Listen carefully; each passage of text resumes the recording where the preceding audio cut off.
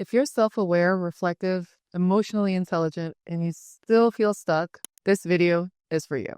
Because insight alone doesn't change patterns, especially during seasons of transition. You can understand yourself deeply, journal, reflect, talk it through, and still repeat the same reactions, the same relationship dynamics, the same internal loops. And that's not because you're doing something wrong. It's because most of what runs us doesn't live in our conscious mind. Today, I want to introduce you to the Enneagram, not as a personality test and not as a label, but as a map of the unconscious patterns that shape how you think, feel, and act, often without you realizing they're even in charge. The Enneagram describes 9 different worldviews. Each one represents a core way a person learned to relate to the world, to others, and to themselves. What makes the Enneagram different is that it's not focused on behavior necessarily, it's more so focused on the motivation. So 2 people can say the same thing, make the same choice, or react the same way, and be driven by completely different inner reasons.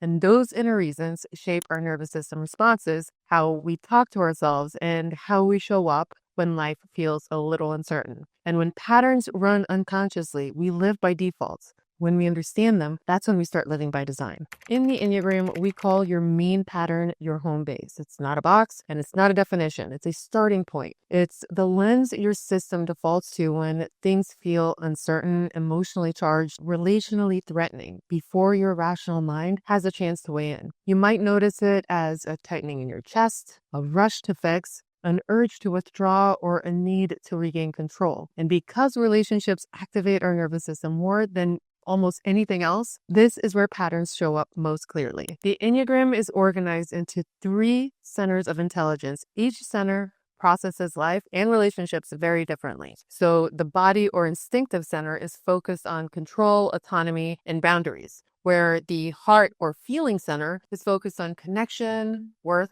and being seen. And lastly, the head or thinking center is focused on safety, trust, and predictability. When 2 people are operating from different centers, misunderstanding is almost inevitable, even when both have good intentions. Not because anyone is wrong, but because they're literally speaking entirely different internal languages. And this is where the Enneagram becomes a relational tool, because most conflict is not about the surface issue. It's about unmet needs and unconscious expectations. The Enneagram helps you see why one person moves towards connection while another one needs distance, and both feel completely misunderstood in the process. Without awareness, we interpret this as rejection instead of a difference. In romantic partnerships, this can be the difference between he doesn't care and he cares but expresses it differently. In family systems, it helps explain long-standing dynamics, why certain roles formed, and why they're so hard to change. In professional settings, this is critical because most workplace tension isn't about competence. It's about communication styles,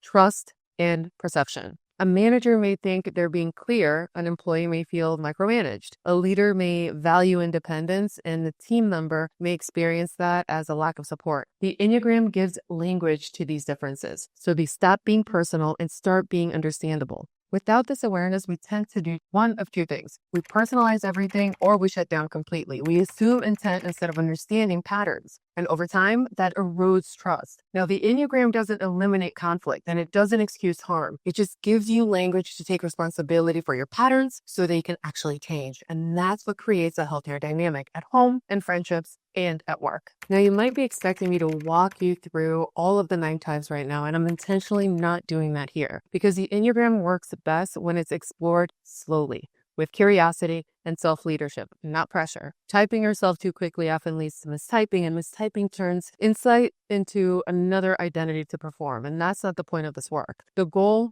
is awareness, not categorization. Growth in the Enneagram is not about becoming another type. It's more so about flexibility. It's about noticing when your pattern is in charge and choosing a different response. Over time, this creates more regulation, more choice, and more alignment. You stop reacting from reflex and you start responding from presence. And that's where living by design actually begins. If you want to explore the Enneagram more deeply, I've created a full Enneagram playlist on this channel. Each video focuses on one type at a time, not just what it looks like, but how to work with it in real life and relationships. Watch the one that resonates and notice what shifts as your awareness starts to grow. This work isn't about fixing people. It's about understanding patterns, starting with your own. Because when you change how you see, you change how you relate. And when relationships change, everything else follows. If this was helpful, be sure to subscribe and head to the Enneagram playlist when you're ready to go deeper. I will see you there.